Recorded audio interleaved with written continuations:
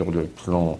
Puis également, au premier trimestre, on peut déjà avoir une étude morphologique assez détaillée de l'embryon et avoir accès à un certain nombre de pathologies sévères. Et quand elles sont là, autant le savoir le plus tôt possible. Pour les parents, c'est un petit peu le premier contact, la première vision d'un bébé, alors que jusque-là, les mamans savaient qu'elles étaient enceintes, mais ça restait très virtuel. La deuxième échographie, dite morphologique, a lieu à 4 mois et demi de grossesse. C'est une échographie très détaillée, avec le placenta, le liquide amniotique, le cordon, la croissance du bébé, et puis son anatomie. On aperçoit un petit bébé ici avec sa tête, le bout du nez, la lèvre supérieure, la lèvre inférieure, le menton. On a regardé ce qu'il faut regarder habituellement et tout va bien. Il faut toujours souligner qu'une échographie, même faite dans de bonnes conditions, ne verra jamais tout. La dernière échographie a lieu vers 7 mois et demi. Elle permet de contrôler le bien-être du bébé et de préparer la naissance. Et puis l'échographie du troisième trimestre, très bien. Là, on va s'intéresser à la position du bébé, peut-être en bas ou en siège. On va toujours s'intéresser à sa croissance, à la position du placenta. Et puis on va refaire une étude morphologique complète de ce bébé. Pas tellement pour trouver des malformations gravissimes, parce qu'elles ont été dépistées normalement bien avant, mais surtout pour trouver, et c'est très intéressant, des anomalies qui peuvent modifier la prise en charge à la naissance. Si les échographies sont parfois des examens un peu angoissants, elles sont aussi un merveilleux moment pour découvrir le futur bébé et se préparer à l'accueillir.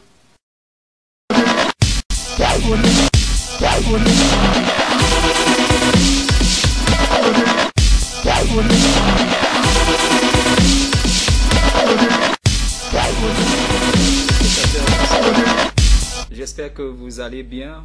Voilà, je vous retrouve après quelques semaines, j'ai envie de dire, quelques semaines d'absence. Voilà, il a fallu que je sois occupé à faire une chose ou deux, bien précisément dans la ville de Bafoussam. Et par la grâce spéciale de Dieu, je suis de retour sur ce plateau.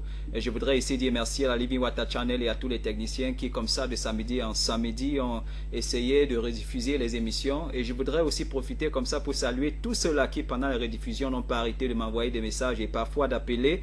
Et je vais ici dire comme ça bonsoir à Madame Jeannette, je vais dire bonsoir à Madame Élise. Je vais dire bonsoir au frère Bosco, je vais dire bonsoir au frère Jenner, je vais aussi dire bonsoir quelque part là du côté de Cancob au frère, à monsieur Paulin, voilà, qui comme ça a regardé une émission et puis m'a appelé, on s'est rencontrés et puis on s'est dit pas mal de choses. Je voudrais aussi dire bonsoir à la sœur Emilienne, je vous appelle sœur parce que je suis aussi pasteur bien sûr, mais bonsoir Madame Emilienne, si vous regardez ce soir, vous faites bien, c'est comme ça une nouvelle émission qui a été planifiée pour aujourd'hui. J'ai beaucoup de bonheur et beaucoup de plaisir à vous retrouver. Mais une chose dont je voudrais déjà me rassurer d'entrée de jeu, c'est de savoir si entre-temps, vous prenez soin de vous.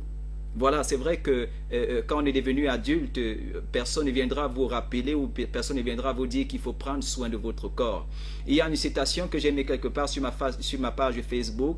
Prenez soin de votre corps parce que c'est le seul endroit où vous êtes obligé de vivre.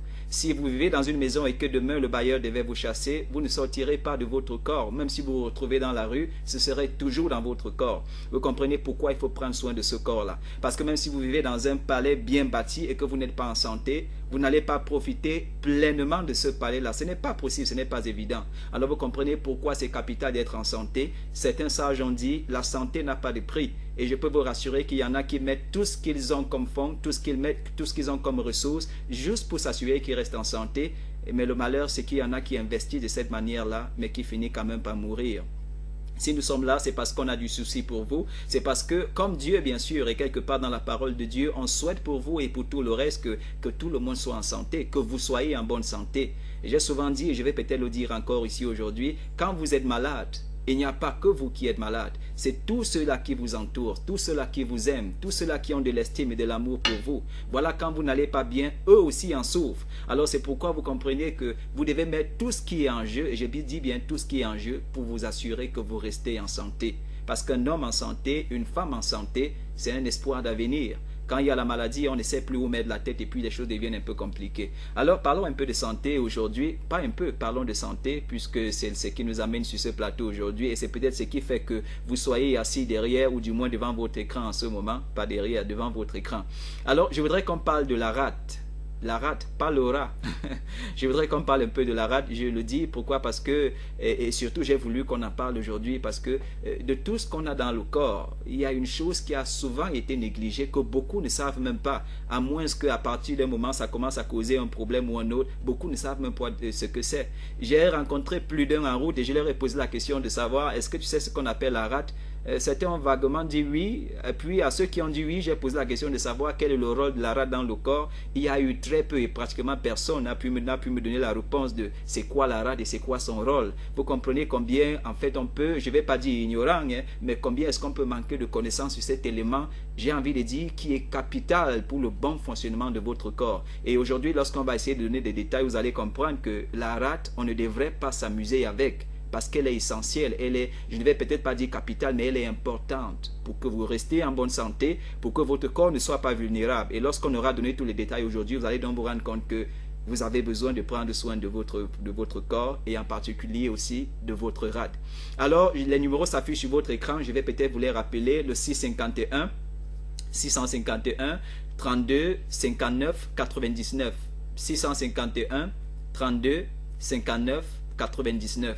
Ou alors, si vous voulez utiliser Orange, vous prenez le 691 35 79 26. 691 35 79 26. Alors vous appelez, si vous pouvez appeler, vous envoyez un message si vous avez une question, quel que soit le cas de maladie que vous voulez, comme ça qu'on discute, ou du moins que je vous donne une astuce ou alors une idée sur comment est-ce que vous pouvez combattre cette maladie. N'hésitez pas à envoyer des messages, poser vos problèmes. Et déjà sur la page Facebook, lorsque l'émission a été postée, j'ai envie de dire, le sujet dont on parle aujourd'hui, il y a eu des questions comme ça qu'on a posées, que je vais me faire le plaisir ici de répondre, parce que certaines des personnes qui ont posé cette question sont dans la ville de Bafoussam. Donc je vais me faire le plaisir de répondre à cette question, et puis voilà comment on va essayer d'évoluer aujourd'hui. Donc n'hésitez pas, faites comme eux, appelez, posez vos questions. Je dis merci à tous ceux-là qui, comme ça, d'une émission à une autre, n'hésitent pas comme ça à nous faire savoir qu'est-ce qu'ils ont comme problème, qu'est-ce qu'ils ont comme difficulté. Mais j'ai là quand même l'assurance que jusqu'ici, un bon nombre de ceux qui ont soumis leurs problèmes, d'une manière ou d'une autre, on a essayé de discuter ensemble et de trouver ensemble certaines solutions. Je vais dire bonsoir à Sylvie Lagloire, j'ai l'assurance qu'elle regarde. Je salue la sœur qui est juste à côté d'elle, j'ai l'assurance que cette sœur est à côté d'elle et je lui souhaite beaucoup de courage, quel que soit ce qui arrive. Je vous souhaite beaucoup de paix dans votre maison. Alors, on va communiquer après l'émission, je te fais la promesse. Alors la rate c'est quoi? La rate c'est quoi? La rate d'abord c'est un organe, il faut le savoir. On va essayer de diviser notre émission pour qu'on puisse comprendre davantage c'est quoi la rate. Comme je viens de vous le dire, c'est un organe. Ça veut dire, il est comme le cœur, il est comme les poumons, si vous voulez, il est comme les reins, il est comme le foie, voilà. La rate est un organe, et voilà, il est situé quelque part là du côté gauche, sous l'abdomen, si vous voulez. Si vous devez compter le nombre de côtes que vous avez au niveau de votre côté gauche, exactement là où se situe la dernière côte, la rate est logée exactement à ce niveau-là. C'est un organe, il a une certaine dimension, pas tellement gros, un peu comme le foie, non, il est tout petit. Quand il dit tout petit, ce n'est pas minuscule, bien sûr. Mais si on devait le comparer en raison de taille vis-à-vis des autres organes, il n'est pas assez dimensionné. Ça veut dire, là, il est localisé à ce niveau et un peu rattaché à ce qu'on appelle l'estomac. Voilà ce que c'est que la rate. Et puis, n'oubliez pas, n'oubliez pas, peut-être certains ne le savent pas, il joue un rôle essentiel. C'est celui de défendre votre corps. Ça veut dire que son rôle essentiel, c'est dans la défense de votre corps. Il joue ce rôle-là au niveau du système immunitaire. Ça, c'est déjà un détail que je suis en train de donner ici. Pendant qu'on évolue, vous allez davantage découvrir combien importante et combien capitale est la rate que vous avez dans votre corps. Maintenant, la rate a deux parties. La première partie, on va l'appeler la pulpe rouge. Alors, la pulpe rouge, c'est un peu elle qui filtre ce qu'on appelle dans le corps les globules rouges. N'oubliez pas que les globules rouges sont contenus dans le sang et c'est un peu ces globules rouges qui font toute la quantité du sang, bien sûr. Les globules rouges sont constitués, ou du moins le sang est constitué en deux types de globules, les globules rouges et les globules blancs. Les globules rouges, c'est un peu plus la quantité, c'est plus question de quantité. Et dans les globules blancs, on a carrément, ça j'ai dit, ces soldats-là qui, de jour en jour, d'heure en heure, combattent pour que vous restiez en santé. Alors vous comprenez que quelqu'un qui a un sang fort ou du moins des globules blancs qui sont très forts, voilà quelqu'un qui n'est pas vulnérable du tout. Donc ça c'est la pulpe rouge et bien sûr, elle son rôle c'est de filtrer les globules rouges. Et puis d'un autre côté, il y a ce qu'on appelle la pulpe blanche. Alors le rôle de la pulpe blanche essentiellement, c'est justement comme je viens de vous le dire, c'est la défense de votre corps. Voilà les deux parties qui constituent votre rate. D'un côté, la pulpe rouge qui essentiellement filtre votre sang, et bien sûr, elle s'assure que le système sanguin fonctionne normalement. Les pulpes rouges aussi, comme je suis en train de le dire, se rassurent que le sang reste dans les vaisseaux sanguins. Ça veut dire qu'il n'y ait pas d'hémorragie, un peu comme on dit interne et tout le reste. Et puis de l'autre côté, on a la pulpe blanche, si vous voulez, qui a pour rôle défendre votre organisme. Ça, c'est quoi la rate, bien sûr. Vous avez déjà une idée sur ce que c'est. Et lorsqu'on parle de système de défense, vous comprenez que sans un système de défense qui est adéquatement mis en place dans votre corps, vous allez attraper pratiquement toutes les maladies. C'est comme ça qu'on a des gens qui vont de semaine en semaine avec des rhumes, des toux et parfois des choses un peu plus sérieuses, maux de tête, céphalée et tout ce qu'on peut mettre ensemble. Alors parfois ça donne des indices. La dernière fois quand on était sur réveil matinal, avant que je n'introduise ce sujet, j'essayais déjà de faire comprendre que la rate, si elle est en mauvaise santé, c'est tout le corps qui est en mauvaise santé. Je vais vous le prouver ici aujourd'hui.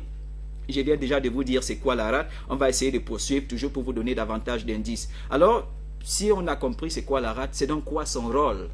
C'est quoi le rôle de la rate? Et le tout premier, je vais le citer, c'est que il est important, je l'ai déjà dit, dans la préservation de votre système immunitaire.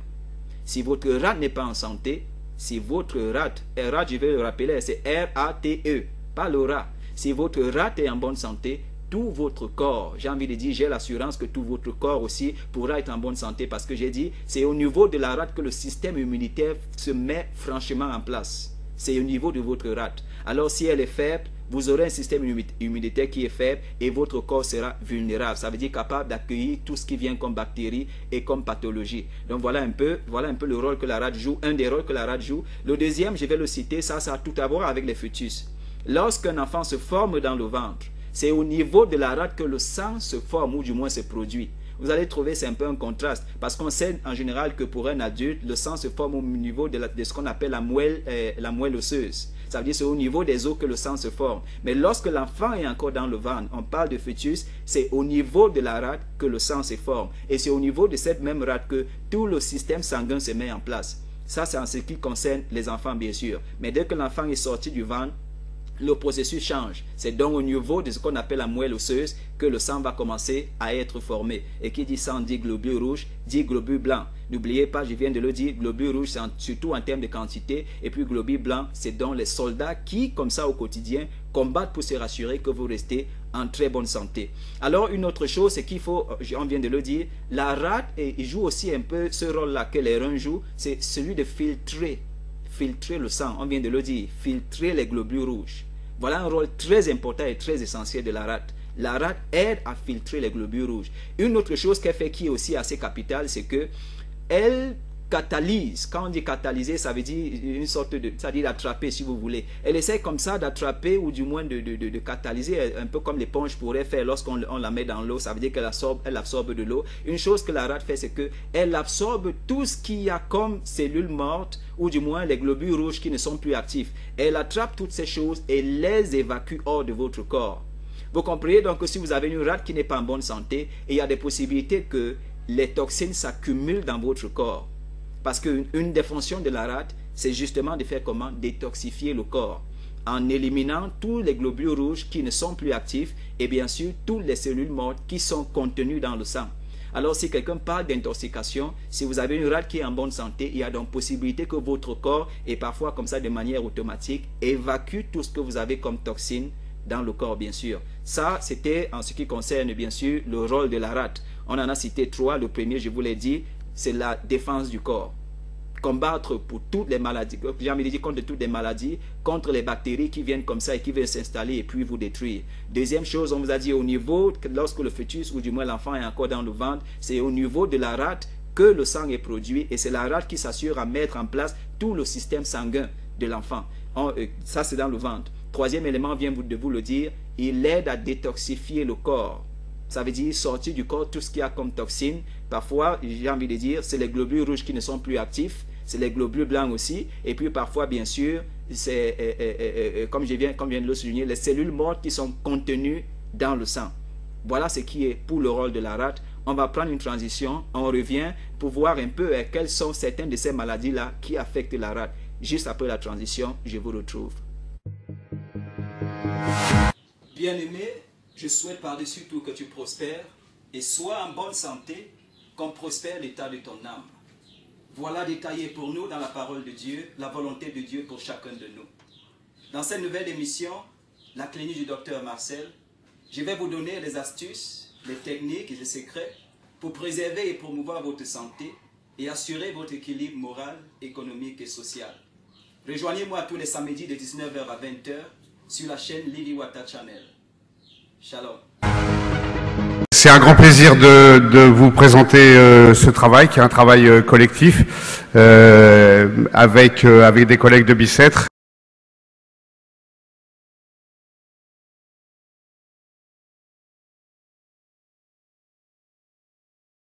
C'est comme hier, on a mis des petites pastilles de couleur. Je suis un tout petit peu déçu parce que Guédolé devait s'habiller en vert pour correspondre à sa pastille, mais elle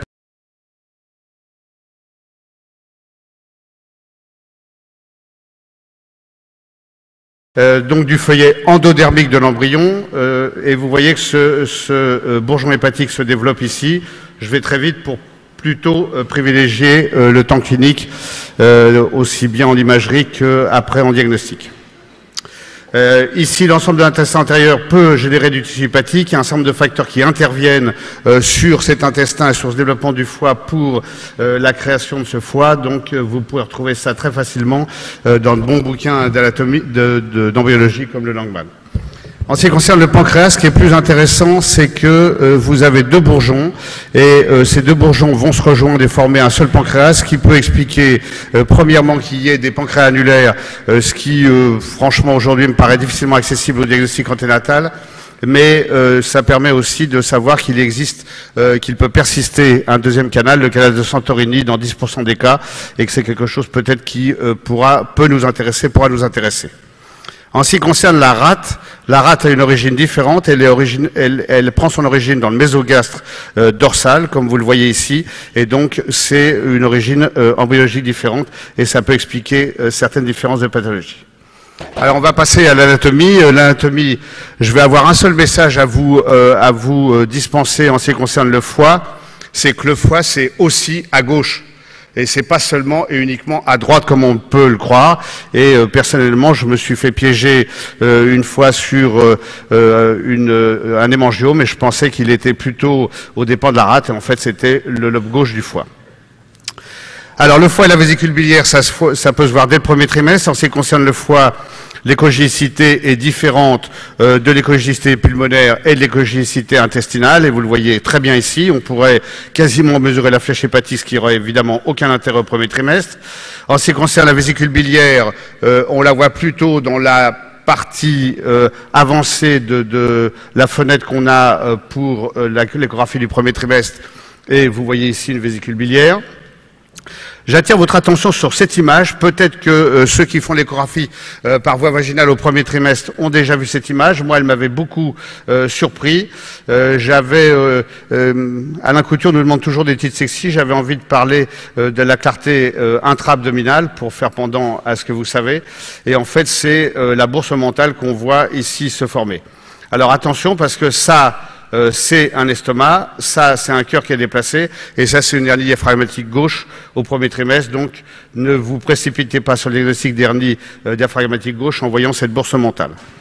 En ce qui concerne la circulation hépatique, elle est visible tout à fait au premier trimestre. Voilà la circulation artérielle. L'extrémité céphalique du fœtus est ici. Vous avez le cœur, le diaphragme, et vous avez ici le tronc cœliaque et l'artère hépatique commune qu'on voit très bien se diriger vers le foie. Ici, bien sûr, le tronc cœliaque. Le drainage veineux, on le reverra tout à l'heure en ce qui concerne le deuxième trimestre, mais vous voyez qu'on a déjà les veines sous-hépatiques qui sont tout à fait présentes. Le foie, donc comme je vous l'ai dit tout à l'heure, pensez que le foie va ici jusque dans cette région, donc vraiment à gauche, très nettement à gauche. Vous voyez que c'est au-delà de l'estomac, et ça c'est vraiment quelque chose auquel il faut penser. Voilà différents aspects à 17 et 22 semaines lors de l'examen morphologique. Voilà ici le foie à 32 semaines, toujours la même chose. Regardez ici l'extrémité du lobe gauche du foie, c'est vraiment très à gauche. Alors, c'est très décevant en ce qui concerne les mesures biométriques du foie. Là, j'ai retrouvé un papier ou une publication qui avait été faite dans une journée du collège où Alain a été incriminé vivement pour la mesure de la flèche hépatique. En fait, la flèche hépatique se mesure de la coupole diaphragmatique à la pointe inférieure du lobe droit du foie, et ceci sur une coupe parasagittale en dehors de la vésicule biliaire. Et donc, vous voyez que quand on balaye ici, on va chercher d'abord à être parfaitement sagittal. La technique décrite initialement par Vinzelos, il partait d'un plan où il voyait l'aorte dans toute sa longueur et il se déplaçait latéralement et il mesurait donc en dehors de la vésicule biliaire. Alors ça donne ça, c'est certainement une mesure très imprécise, mais malheureusement pour l'instant on n'a pas d'autres possibilités. Il y a eu des tentatives, il y a eu plusieurs papiers publiés en ce qui concerne la mesure volumique, et vous savez mon attachement à l'échographie 3D. Néanmoins, on n'est pas bon du tout. On n'est pas bon du tout. Pourquoi? Parce que quand on fait du vocal, eh bien, au moment où on fait la rotation, même si on la fait par pas de 30 ou 60 degrés, il y a un moment où on voit pas les contours du foie, et donc je pense que là aussi il y a une série d'articles, mais cette série d'articles ne m'a absolument pas convaincu. J'ai essayé de travailler là-dessus et je ne vois pas du tout la possibilité que ça soit reproductible. En ce qui concerne la vésicule biliaire, je vous l'ai montré au premier trimestre, la voilà maintenant à 22 semaines. On va voir tout à l'heure, enfin dans la plaque suivante, qu'il y a des tas de formes. J'aurais pu faire 40 plaques sur la vésicule biliaire. Vous avez des vésicules biliaires qui sont coudées, qui sont bilobées. En fait, on peut voir absolument tout ce qu'on veut, et de temps en temps d'énormes vésicules biliaires. Et quand on met la sonde, on a l'impression qu'on est en fait avec un deuxième estomac. En ce qui concerne la circulation hépatique, donc d'abord la circulation artérielle, on voit parfaitement le tronc cœliaque, on voit parfaitement l'artère splénique, et on voit l'artère hépatique commune qui part en avant. La troisième branche du tronc cœliaque, la gastrique, est pas accessible en échographie compte tenu de son cheminement, et donc on voit très bien cet aspect en Y. Et bien évidemment, par définition, le tronc cœliaque fait que les deux vaisseaux qui en partent, l'un latéralement et l'autre plutôt en avant, sont pas latéraux par rapport à l'aorte, et donc c'est un moyen évidemment de distinguer par rapport aux artères rénales. En ce qui concerne l'artère hépatique, voilà ici une image avec l'artère hépatique. On voit ici rentrer à l'intérieur du foie. Vous l'avez ici avec cette forme en parenthèse. Le drainage veineux avec les veines sus-hépatiques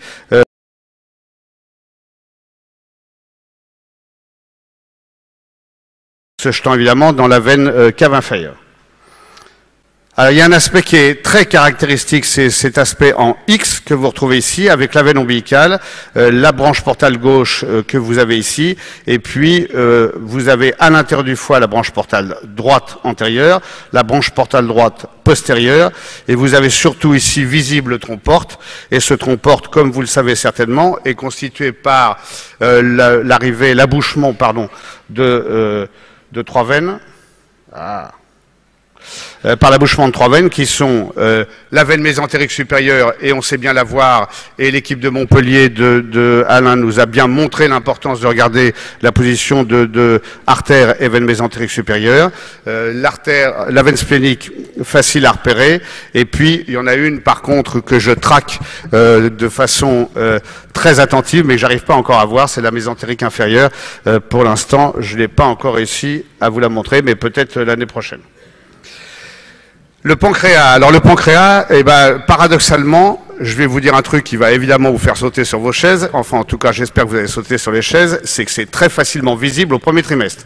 Et c'est très facilement visible au premier trimestre avec des sondes à haute fréquence. Et vous voyez que ce pancréas, on le voit très bien ici.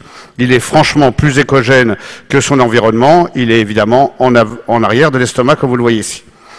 Vous avez ici à 17 semaines la tête du pancréas qui est, j'allais dire, surlignée par le duodénum, et vous voyez très bien ici la queue du pancréas et la tête, le corps et la tête du pancréas.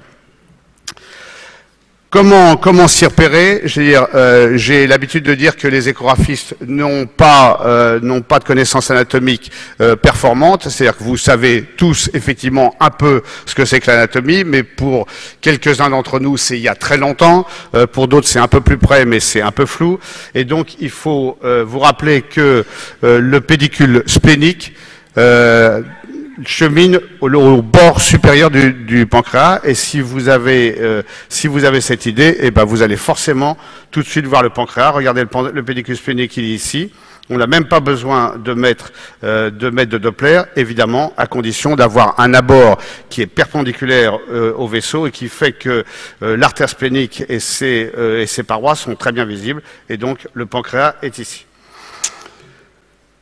Alors, on peut utiliser, et on vous en a parlé précédemment, on peut utiliser des sondes à haute fréquence qui, effectivement, nous apportent quand même une précision assez nette dans l'imagerie. Et vous voyez ici, sonde à haute fréquence. Ici, on est revenu avec une sonde matricielle, mais normale, et on arrive tout à fait bien à voir ça. On peut voir la rate assez tôt. Voilà une rate ici à 15 semaines. Voilà ici une rate avec son pédicule splénique toujours à 15 semaines. Bien évidemment, là aussi, sonde à haute fréquence, c'est tout à fait intéressant et tout à fait triomphal. Vous voyez ici, et c'est très intéressant, cette anatomie de l'angle gauche, où vous voyez ici la rate, et là vous voyez le poumon dans le cul-de-sac costodiaphragmatique, évidemment avec l'estomac. Le pédicule splénique. D'autres images un tout petit peu plus tard, à 32 semaines. Évidemment que vous êtes beaucoup plus à l'aise si vous avez un abord qui se fait directement par voie gauche du fœtus, va sans dire. Vous avez des tables de biométrie en ce qui concerne la rate, et on y reviendra pour la pathologie. Je pense qu'en ce qui concerne les pathologies infectieuses, on a tout à fait intérêt à mesurer la rate. C'est à mon avis beaucoup plus facile que le foie. Alors c'est vrai qu'on peut avoir des hépatomégalies sans splénomégalie, mais quand même en général ça va de pair. Et puis nous allons passer aux aspects pathologiques, en commençant par le foie, puis la vésicule biliaire, la rate, le pancréas. Je vous rassure, mes collègues vont maintenant beaucoup plus parler que moi. Alors en ce qui concerne l'anomalie de position, juste une petite remarque. Ici, en ce qui concerne l'omphalocèle, on dit dans l'omphalocèle, le cordon il part du sommet du sac. Oui, c'est vrai, sauf que c'est faux, et c'est faux quand justement le foie n'est pas dans sa position habituelle et que le foie est à l'intérieur de l'omphalocèle. Et puis ça, une très belle vidéo de Max Moulis qui est dans la salle, je pense, et on voit très bien ce foie qui est ascensionné dans une hernie diaphragmatique droite. Je vous rappelle que l'hernie diaphragmatique droite ne représente que 10% des hernies diaphragmatiques, mais cette image est tout à fait convaincante, et c'est très intéressant de savoir ça. Bonjour. Voilà, donc les calcifications hépatiques, c'est probablement ce que vous allez trouver le plus souvent comme pathologie au niveau du foie. Là, vous avez par exemple une grosse calcification, le condome postérieur. Ici, 2 calcifications. Qu'en faire? Bon, c'est probablement des séquelles d'ischémie, d'infection, d'un quelconque événement qui s'est passé au niveau du foie. En tout cas, en général, ça n'a pas de conséquences sur le développement fœtal. On peut avoir des miliaires dans le cadre d'infection, et puis un diagnostic différentiel, eh bien, ce sont les calcifications qui vont être périhépatiques dans le cadre du péritonite méconial. Et ça, je crois que c'est Jean-Philippe qui en parle. Alors la péritonite méconiale, c'est quelque chose qu'on voit finalement relativement fréquemment. Ce qu'il faut savoir, c'est quand même qu'évidemment, on doit rechercher impérativement la mucoviscidose. Juste une petite remarque à propos des mucoviscidoses. Attention, des mutations dans des ethnies qui ne sont pas les ethnies, j'allais dire, les plus fréquentes vues chez nous en métropole. Donc signalez ça à votre généticien. C'est des calcifications qui sont linéaires, elles sont plutôt périhépatiques comme vous le voyez ici. Évidemment qu'il faut aussi chercher les infections, ça va de soi, et dans l'ensemble, l'évolution est plutôt favorable si c'est isolé.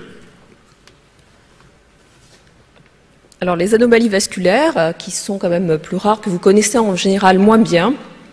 Donc là, par exemple, vous voyez par rapport à une imagerie anatomique normale, où vous avez la veine ombilicale, le sinus porte, la veine droite, le ductus venosus, et puis les veines sous-hépatiques. Et bien, vous voyez par exemple chez ce fœtus que la veine ombilicale rentre, arrive dans le sinus porte et fait, voilà, il y a un grand vaisseau comme ça qui fait une arche pour retourner dans la veine sous-hépatique gauche. Si vous regardez en anatomie, vous allez retrouver le chemin.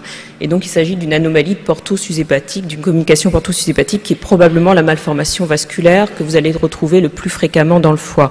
Donc, pour vous repérer, il suffit de voir d'où arrive le vaisseau, où il va, et vous allez retrouver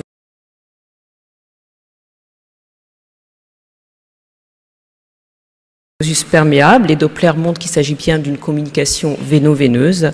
Et donc, pour vous parler un petit peu de ce qui se passe après la naissance, finalement, ce bébé est né à terme, hein, sans anomalie particulière. Et la fistule s'est fermée spontanément dans les premiers mois de vie, ce qui est l'évolution attendue pour ces bébés. Moyennant quoi, certaines vont rester ouvertes, les exposer à des complications potentiellement sévères. Donc, à partir du moment où vous avez un doute sur un vaisseau dans le foie, n'hésitez pas du tout à demander une échographie postnatale qui permettra de voir s'il faut ou pas suivre ces enfants à long terme pour leur éviter des complications. Un autre cas, donc je vous ai mis en vert la conclusion de l'échographiste, hein, c'était un échocardiologue qui a fait donc cette échographie. Vous voyez sur la coupe sagittale, la veine ombilicale et puis ce trajet transhépatique qui monte directement vers l'oreillette droite. Et donc la conclusion était agénésie ductale avec une veine ombilicale se jetant directement dans l'oreillette et une veine porte qui était apparemment présente. Et vous voyez la coupe sagittale avec une veine cave supérieure, l'oreillette droite, la veine cave inférieure, et ce trajet estimé être la veine ombilicale. En fait, en postnatal, donc ce fœtus avait une cardiomégalie, a été extrait par césarienne à 37 semaines du fait de sa cardiomégalie et d'un début d'insuffisance cardiaque. Et en pratique, en postnatal, nous on retrouve très bien le trajet de la veine ombilicale qui est donc thrombosé. Et puis ici, on voit que dans la continuité, eh bien, on a ce canal ouvert qui est en fait le ductus venosus, hein, en position habituelle, mais anormalement large. Là, on voit bien arriver à côté de la veine sushépatique gauche en coupe récurrente. Donc en fait, ce qu'il faut savoir, c'est que la pathologie fœtale du ductus venosus n'est pas seulement l'agénésie ductale, mais que vous pouvez avoir des ductus qui vont être mal formés, qui vont être anormalement larges, et qui pour vous vont avoir l'aspect d'une veine ombilicale qui se jette directement dans le cœur.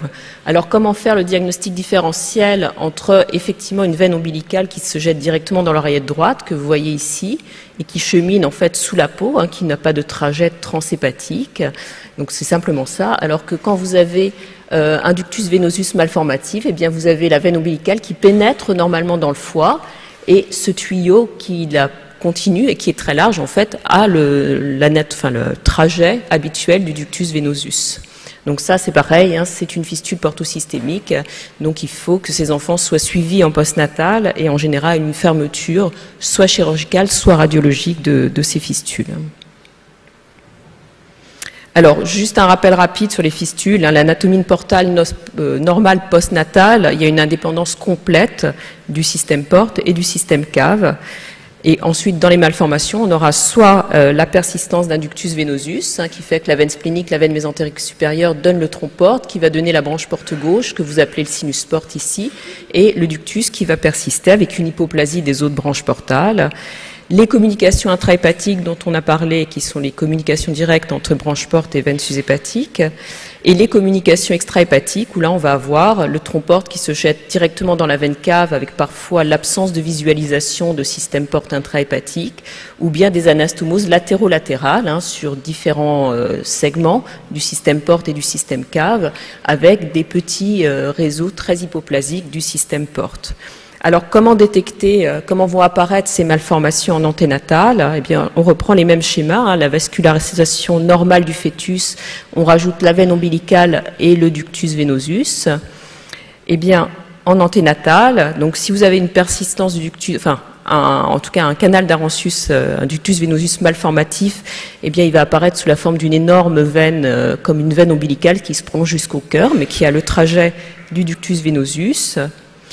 Quand vous avez des malformations intrahépatiques, eh bien vous allez voir la veine ombilicale se prolonger par un gros tuyau qui fait des boucles comme ça, une ou plusieurs boucles dans le foie, associées ou non à un ductus venosus, on peut voir toutes les formes. Et lorsque vous avez des fistules qui vont être extrahépatiques, en général le signe d'appel c'est que vous avez une veine ombilicale large, un gros tuyau qui a un trajet anormal et une grosse veine cave inférieure, avec ou sans ductus venosus. Donc les signes d'appel en général en écho fœtal de ces malformations sont des vaisseaux anormaux en position et en taille, des grosses veines caves inférieures et parfois la génésie ductale, mais qui n'est pas constante. La prise en charge de ces anomalies vasculaires du foie, donc il faut en général demander quand même une échographie d'expertise, vérifier si c'est isolé, et à ce moment-là, c'est complètement isolé, qu'il n'y a pas d'autres malformations, il n'y a pas de cariotype forcément à faire. Par contre, s'il y a une association malformative, bien sûr, vous faites le bilan de ces malformations. L'IRM peut être parfois nécessaire pour affiner un petit peu le diagnostic morphologique. Le retentissement cardiaque est assez fréquent, donc il faut en général que ces bébés soient surveillés par un cardiopédiatre en échographie fétale à une fréquence adaptée à la manifestation cardiaque. Et puis en prénatal, on explique aux enfants donc les risques, aux parents pardon, les risques d'hypoglycémie, de cholestase néonatale, et en postnatal, donc on fera une écho-cœur, une échographie abdominale, et suivant la situation anatomique, on adaptera la prise en charge, soit une surveillance simple si c'est une petite communication intrahépatique, soit une fermeture chirurgicale ou radiologique dans les premières années, la première année de vie en général, dans les autres formes. En tout cas, ces mamans peuvent accoucher normalement. Il n'y a pas d'indication à un déclenchement en dehors des conséquences cardiaques. Et en général, donc s'il y a une mauvaise tolérance cardiaque, c'est bien de les rapprocher d'une maternité de niveau 3. Alors maintenant, on quitte les malformations vasculaires. On va passer aux masses, quand vous trouvez une boule dans le foie.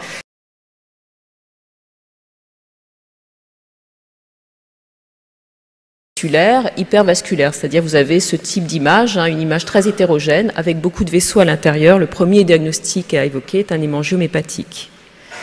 Alors vous voyez que l'aspect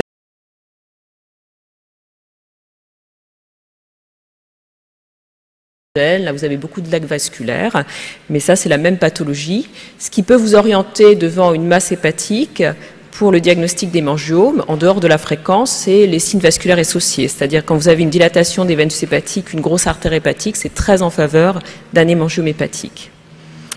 Les complications prénatales possibles, et là c'est de nouveau le retentissement cardiaque avec des cardiomégalies ou des insuffisances cardiaques d'hyperdébit, l'hydramnios, les retards de croissance intra-utérin, certains anasarques dans les formes extrêmement sévères et des anémies fétales que vous allez pouvoir détecter sur les vitesses au niveau des artères cérébrales moyennes.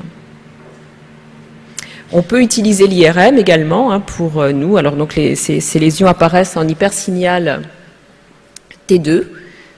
Vous voyez ici, hyposignal T1, donc ça peut nous permettre d'avoir une bonne visualisation de l'ensemble de la lésion et de sa localisation.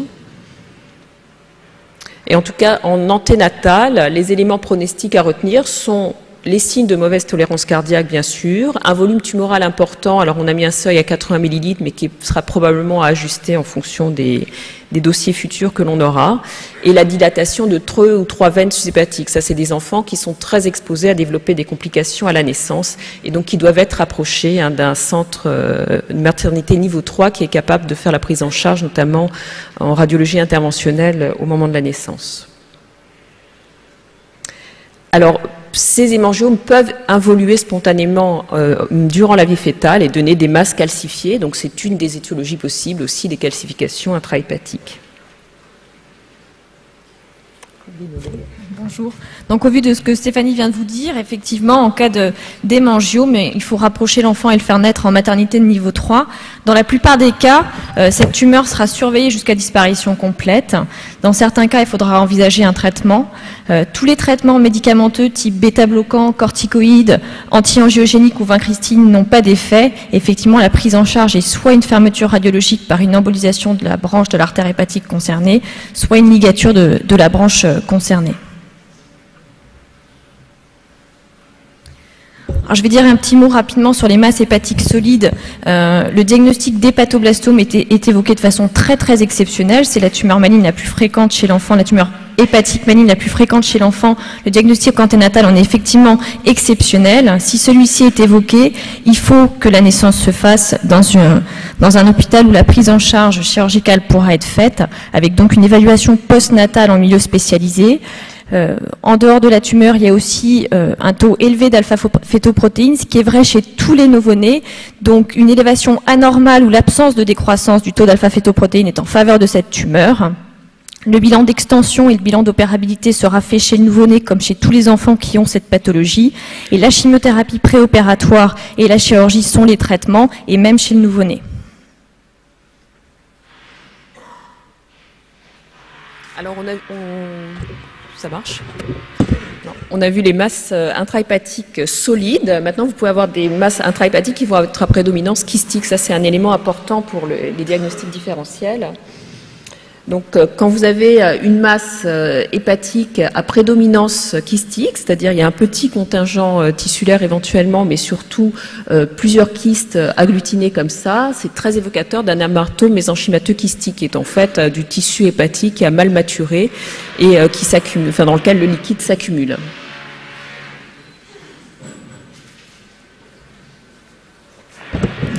Donc en cas de... Si le diagnostic d'amartome mésenchymateux est évoqué, la naissance se fait dans une maternité de niveau 3 si le volume de cette tumeur est important. L'évolution naturelle de cette tumeur, c'est une croissance postnatale. Il y a aussi des formes associées au sarcome indifférencié du foie qui ont été décrites. Donc le traitement en est chirurgical, généralement dans la première année de vie, et cette chirurgie doit être complète, avec une exérèse complète, sinon c'est une tumeur qui récidive. Alors, de manière simple, quand vous avez une masse hépatique, à l'orientation diagnostique, vous allez distinguer les masses solides des masses kystiques. Les masses solides qui sont hypervascularisées, ce qui est le plus fréquent, éventuellement avec des plages liquidiennes, vous avez l'hémangiome, qui est vraiment la tumeur du foie, du fœtus et du nouveau-né. Si c'est une masse homogène, faiblement vascularisée, il faut quand même avoir dans l'arrière-pensée l'exceptionnel hépatoblastome dans sa forme périnatale. Et enfin, si vous avez une masse essentiellement kystique, pensez à l'amartome mésenchymateux kystique, en sachant que certains de ces amartomes peuvent avoir un aspect quand même solide. En sachant que finalement, dans les masses du foie, lorsqu'on sort du domaine de la masse tissulaire, solide, eh bien, ça va être le kyste simple du foie. Alors là, on va passer à la présence d'un kyste dans la région hépatique. Alors, qu'est-ce qui va être important de voir ? Alors, les trois hypothèses diagnostiques, quand vous avez un kyste, donc plus de prolifération tissulaire, dans la région hépatique, il y a trois hypothèses. Ça peut être une atrésie des voies biliaires avec une forme kystique, ça peut être un kyste du cholédoque ou ça peut être un kyste hépatique simple. Donc ça, c'est les pourcentages dans les formes rapportées de la littérature, mais il y a probablement un biais de rapport. Alors, les deux questions auxquelles vous devez répondre, c'est la localisation. Là, si vous avez un kyste qui est dans la région du pédicule hépatique, à ce moment-là, les deux pathologies auxquelles il faut penser, c'est le kyste du cholédoque et l'atrésie des voies biliaires, parce que vous êtes effectivement sur le chemin des voies biliaires. Par contre, si le kyste est dans le parenchyme, notamment en périphérie, à distance du huile hépatique, là, vous êtes plus dans le cadre d'un kyste hépatique simple. La question suivante, en fait, c'est y a-t-il ou non une dilatation des voies biliaires? Et ça va vous permettre de faire le diagnostic différentiel, quand c'est possible, entre atrésie des voies biliaires et kyste du cholédoque. Alors, quelques exemples ici, donc sur la localisation du kyste, un cas d'Alain Couture. Vous voyez en IRM la localisation comme ça très périphérique, sous-capsulaire du kyste, qui est confirmé en postnatal. Donc il s'agit bien d'un kyste simple du foie dont Guénolé va vous parler. Donc le diagnostic le plus fréquent, c'est effectivement le kyste simple. C'est une image intraparachymatueuse uniloculaire, comme Stéphanie vous l'a expliqué, qui apparaît au deuxième trimestre et qui disparaît le plus souvent. Donc la prise en charge postnatale, c'est une surveillance simple. Surveillance clinique, échographique, et pas forcément, on peut faire d'autres imageries, mais c'est vraiment généralement pas nécessaire. Il y a certaines exceptions.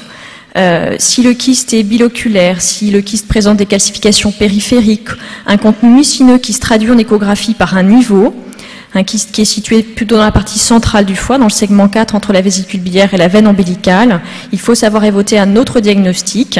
L'un d'entre eux est le kyste cilié, qui risque de s'infecter. Il y a des cas de dégénérescence en carcinome qui ont été rapportés dans la littérature, et donc dans ces cas-là, il faut envisager une prise en charge chirurgicale. Voilà. Avec une chirurgie qui est très variable en fonction des équipes, qui va de l'hépatectomie à la marsupialisation, mais je ne rentrerai pas dans les détails. Alors pour revenir sur la localisation du kyste, là vous avez un kyste qui par contre est dans la région du pédicule hépatique, donc on revient à l'hypothèse d'une atteinte de la voie biliaire, donc atrésie des voies biliaires ou kyste du cholédoque. Et donc en postnatal, on voit qu'il y a un kyste avec un canal hépatique ici, mais pas du tout de dilatation des voies biliaires en intrahépatique, alors que l'enfant avait des selles blanches, c'est-à-dire qu'il y avait une absence complète de passage de bile dans les selles. Donc l'absence de dilatation des voies biliaires est très en faveur d'une atrésie des voies biliaires. Donc il ne faut pas vous dire que si c'est très dilaté comme ça n'est pas une atrésie des voies biliaires, ça peut tout à fait être une forme kystique d'atrésie des voies biliaires.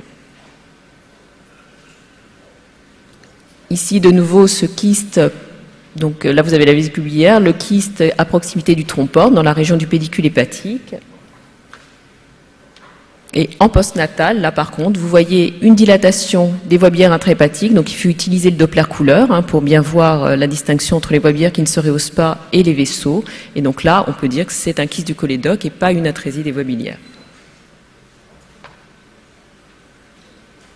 Un dernier cas d'Alain Couture en IRM, où vous voyez parfaitement à la vésicule biliaire le kyste des voies biliaires intrahépatiques dilatées avec une opacification en postnatal. Enfin non, c'est d'ailleurs un fœtus interrompu et on voit qu'il s'agissait effectivement d'un kyste du cholédoque puisque les voies biliaires étaient dilatées.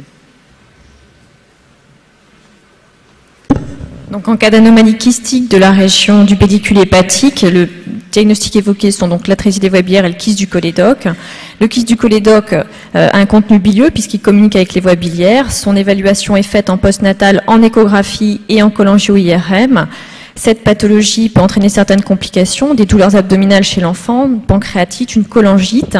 Il y a une dégénérescence en cholangiocarcinome à l'âge adulte et donc pour toutes ces raisons-là, il y a une prise en charge chirurgicale de ces enfants lors de la première année de vie, plutôt autour de 6 mois, avec une résection de la voie biliaire principale et la confection d'une anse en Y. Ce kyste du cholédoque traduisant une communication, un canal biliopancréatique trop long entre le versum et la voie biliaire. Alors la vésicule non visualisée, c'est quand même quelque chose qui nous préoccupe relativement régulièrement. D'abord, évidemment, c'est évident qu'il faut répéter les échographies pour affirmer que cette vésicule n'est pas présente. Il faut savoir qu'il y a des associations et des anomalies sévères, anomalies chromosomiques, mucoviscidose et bien sûr, ce qui nous préoccupe particulièrement parce qu'on n'est pas très à l'aise, voire pas à l'aise du tout, c'est l'atrésie des voies biliaires. L'atrésie des voies biliaires, donc la fréquence 5 pour 100 000, il faut rechercher les lésions associées. On vous a expliqué effectivement qu'il pouvait y avoir des formes kystiques. Et puis il y a un dosage enzymatique, sauf que ce dosage enzymatique est particulièrement pertinent avant 20 semaines et que évidemment, sauf cas très particulier, c'est à 22 semaines qu'on va s'apercevoir que la vésicule biliaire n'est pas visualisée. Alors, il y a un article qui est publié récemment dans l'ultrasonde de l'équipe de Necker avec comme premier auteur Jihad Chalaoui et vous voyez que en fait vous retrouverez ça très bien et très facilement si vous confirmez que la vésicule n'est pas vue, cariotype, recherche de mucoviscidose, diagnostic par les enzymes et vous faites un conseil parental avec éventuellement la discussion sur une terminaison de grossesse. Et puis pas d'anomalie, vous avez néanmoins un risque qui est qualifié comme mild, mais qui est quand même persistant d'atrésie des voies biliaires, évidemment prise en charge très sérieuse à la naissance pour vérifier qu'on n'a pas ce type de problème. Alors voilà un dossier personnel, c'est en fait cette patiente m'a envoyé par Michel Bergeau qui est d'ailleurs dans la salle et qui ne voit pas la vésicule biliaire après avoir répété les échographies. À 22 semaines, la vésicule biliaire effectivement n'est pas vue. À 29 semaines, on a ici des anses intestinales, enfin en tout cas une anse intestinale avec une paroi qui est échogène, anse dilatée. Et puis le tableau se complète et à 31 semaines, vous voyez ici ces anses très dilatées et à 32 semaines, c'est cette dilatation qui est encore plus importante. Naturellement, les parents étaient tout à fait conservateurs. Alors ici, pour parler de l'aspect de la vésicule biliaire en anténatal, donc là, vous avez un cas de Catherine Garel avec une vésicule biliaire présente et un kyste de la région du pédicule hépatique. Et en fait, en prenant une sonde haute fréquence, elle est parvenue à avoir cet aspect très irrégulier de la paroi de la vésicule biliaire qui, pour nous, en postnatal, est très évocateur du diagnostic d'atrésie des voies biliaires. Donc, elle avait vraiment évoqué devant l'association kyste, absence de dilatation des voies biliaires et paroi irrégulière de la vésicule biliaire, le diagnostic d'atrésie des voies biliaires en anténatal, qui a été donc confirmé sur l'écho postnatal où on ne voit pas de dilatation des voies biliaires, on voit le kyste du cholédoque et l'aspect très irrégulier de la vésicule biliaire. Donc il faut utiliser les sondes haute fréquence pour bien caractériser la paroi biliaire lorsqu'il y a une anomalie. Donc, quand le diagnostic d'atrésie des voies biliaires est évoqué, que ce soit sur une image kystique de la région hépatique ou sur une absence de visualisation de la vésicule biliaire, il est très important que les parents rencontrent en prénatal un chirurgien pédiatre d'un centre de référence ou d'un centre de compétences. À la naissance, ce bébé doit être surveillé et la couleur de ses selles, les selles pouvant être normales à la naissance, doivent être surveillées. Et quoi qu'il en soit, il faut une nouvelle consultation avec un chirurgien et avec une échographie à 15 jours de vie pour confirmer ou non le diagnostic. Et si ce diagnostic est confirmé, le traitement en est chirurgical. Il s'agit du CASAI, d'une hépatoporto-entérostomie. Et le pronostic de cette intervention dépend aussi de l'âge auquel elle est pratiquée. Donc plus tôt le diagnostic est fait et plus les chances de succès sont importantes.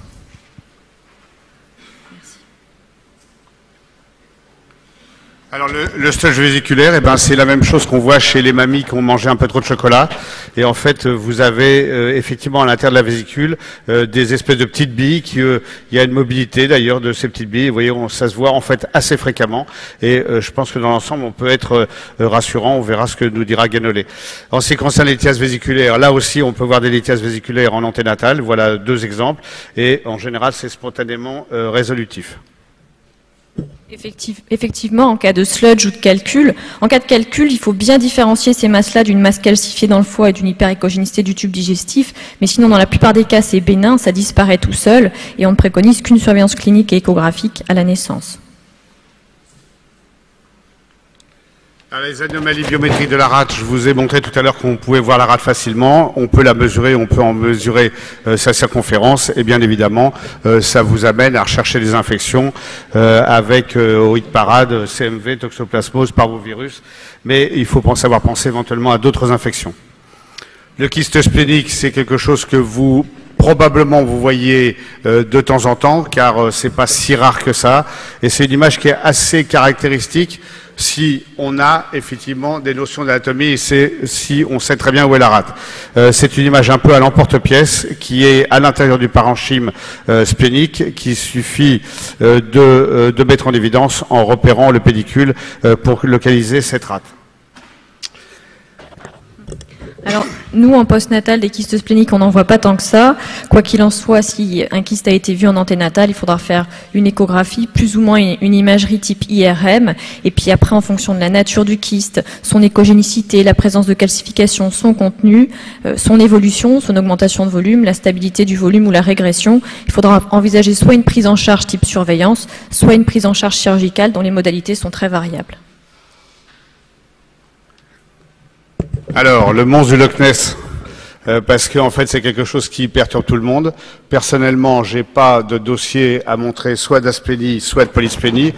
Je veux juste vous dire que on comprend plus facilement les isomérismes si on a compris que, en fait, c'était un développement de façon paire de structures qui sont normalement impaires. Et donc, si on a compris ça, on a dans sa tête un moyen mémotechnique, c'est que quand on a un isomérisme gauche, on n'a pas de structure droite et inversement. Et donc, en théorie, dans les isoméries droites, on a, enfin pas en théorie, en pratique, on a des asplénies, sauf que l'asplénie, alors qu'on a une anomalie du situs en échographie, je pense que c'est pas si facile que ça à voir.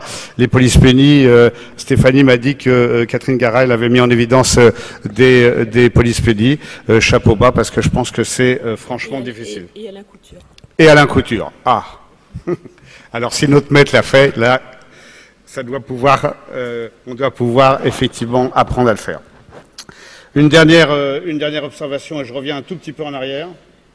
Voilà, un kyste qui se situe dans cette région, vous voyez, sous le foie, plutôt dans la région de l'hypochondre gauche. Je peux vous dire que nous avons largement travaillé, à l'époque c'était au stade de Poissy, sur cette image, que tout a été évoqué, sauf le kyste pancréatique. Et c'est vrai que nous avons été, enfin, Plus exactement, j'ai été mis dans mes 22 par le chirurgien qui m'a dit si tu avais pensé à la localisation anatomique, tu aurais pu penser aux kystes pancréatiques. Oui, c'est vrai, depuis j'y pense, mais j'ai pas vu d'autres kystes pancréatiques. Donc voilà une image vue à 19 semaines, la patiente n'avait pas été vue avant, et puis l'évolution de cette image, et ça s'est terminé avec ce très gros kyste et une dilatation du cadre colique. Avant de vous parler du kyste pancréatique, je vais juste dire un petit mot sur la polysplénie. C'est aussi un signe d'atrésie des voies biliaires syndromique. Donc si c'est vu en anténatal, il faut absolument surveiller la couleur des selles du bébé à la naissance. Puis un dernier mot sur le kyste pancréatique qui est quand même exceptionnel. Donc c'est une masse de l'hypocondre gauche. Ça peut être associé à un Widman-Beckwith. Les complications en sont la cholangite et la pancréatite. Effectivement, il faut en faire une évaluation par imagerie et envisager la prise en charge en fonction des symptômes. Merci de votre attention.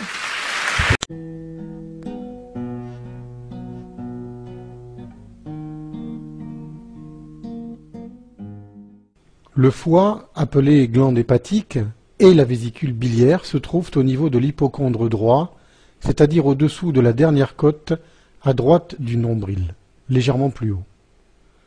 La palpation de ces organes se fait au niveau de cette zone anatomique. La flèche bleue délimite précisément cette zone.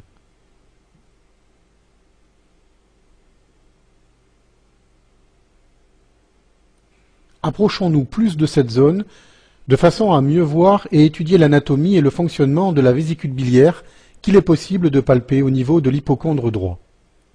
La flèche bleue nous indique le lobe droit du foie, l'œsophage, l'estomac, la rate, le pancréas, le duodénum, la vésicule proprement dite, le côlon transverse et l'angle droit du côlon.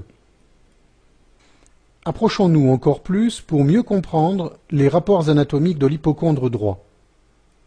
La flèche bleue nous indique le foie, la vésicule biliaire proprement dite, la veine cave, le hile du foie, l'artère hépatique, le canal hépatique commun, une branche du canal hépatique, le canal cystique, appelé également cystique, la veine porte et le canal cholédoque ou cholédoque. Intéressons-nous plus précisément à la vésicule biliaire et voyons en détail son anatomie intime. Voici le fond de la vésicule biliaire. Les plis de la muqueuse, appelée également tunica mucosa, le corps, le col et la valve de Heister. La vésicule biliaire se contracte sous l'effet d'une substance, la cholécystokinine, CCK, qui est une hormone fabriquée par l'intestin. La bile, fabriquée par le foie, s'accumule à l'intérieur de la vésicule biliaire. Nous voyons ici la bile traverser l'ensemble du cholédoque et la flèche jaune nous indique le trajet parcouru par la bile qui vient s'accumuler à l'intérieur de cette minuscule citerne qu'est la vésicule biliaire. Puis la bile est éjectée en direction du duodénum. Pour mieux comprendre l'anatomie et le fonctionnement de la vésicule biliaire, il est nécessaire de connaître les noms des différents canaux biliaires. La flèche bleue nous indique successivement la vésicule biliaire, les deux canaux hépatiques, transportant la bile fabriquée par le foie, le canal cystique, permettant d'une part de remplir la vésicule biliaire de bile et d'autre part d'évacuer celle-ci à partir de la vésicule biliaire, le cholédoque qui fait suite au canal cystique, le canal de Wirsung qui transporte le suc fabriqué par le pancréas lui-même et le duodénum. Voyons maintenant, avant de pénétrer à l'intérieur du duodénum, les sphincters indiqués par la flèche bleue qui laissent ou pas pénétrer la bile à l'intérieur de cette partie de l'intestin, facilitant de cette façon la digestion des aliments.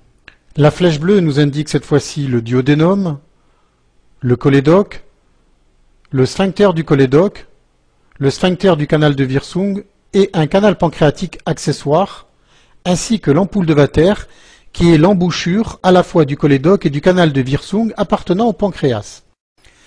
Nous allons maintenant pénétrer réellement à l'intérieur du duodénum et partir à la recherche de cette ampoule de Vater qui est constituée, rappelons-le, de la réunion du canal cholédoque provenant de la vésicule biliaire et du canal de Wirsung provenant du pancréas.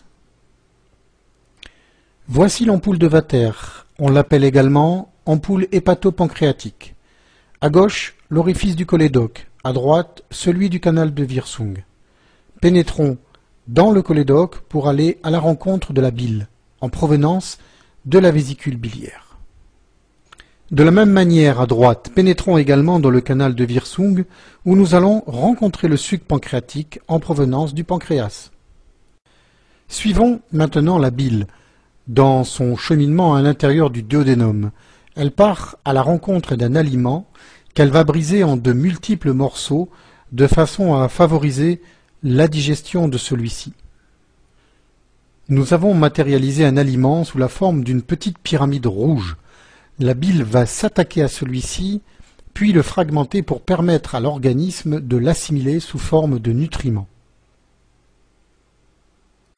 Pour mieux saisir ce qui préside au remplissage et à la vidange de la vésicule biliaire, faisons un schéma explicatif. Pour cela, supprimons les organes inutiles à la compréhension de ce schéma. La bile est fabriquée dans le foie.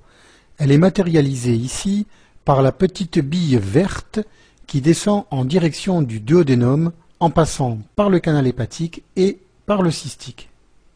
Nous venons de voir que la bile ne peut pas pénétrer à l'intérieur du duodénum. En effet, le sphincter du canal cholédoque lui en a interdit l'entrée. Dans ce cas, elle remonte en direction de la vésicule biliaire, où elle va s'accumuler à l'intérieur de cette petite citerne. Dès cet instant, à partir de la vésicule biliaire, la bile emmagasinée est susceptible d'être libérée en cas de besoin. La vésicule biliaire se contracte sous l'effet d'un produit, la cholécystokinine, CCK. Il s'agit d'une hormone fabriquée par l'intestin qui est libérée dans le sang quand un bol alimentaire acide contenant de la graisse entre dans le duodénum. Nous voyons à présent la bile libérée par la vésicule biliaire après avoir reçu la stimulation par la cholécystokinine autorisée à pénétrer à l'intérieur du duodénum où elle part à la rencontre des aliments, de façon à procéder à leur fragmentation, autorisant ainsi leur digestion.